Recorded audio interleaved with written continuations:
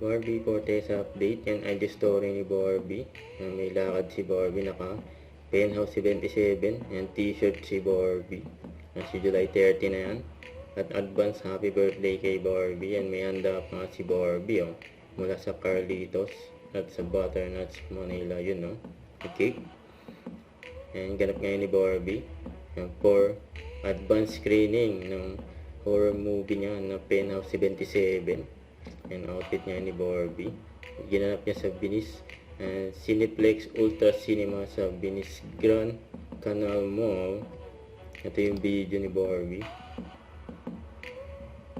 And excited na ang lahat na mapanood ang movie ni Barbie.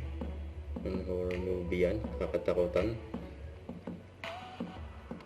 And GMA Pictures sa Warner Bros. So I'm very excited, and now I'm feeling kind of nervous as to what your reactions would be after the film. But sana po ma-appreciate niyo po ang napakagandang pelikula namin. Nasa YouTube na yung podcast ni Barbie. And ang walang kwentang podcast. Don't forget to subscribe, click the notification bell for more update. This is Richard Reaction Vlog. Stay tuned for more videos. See ya.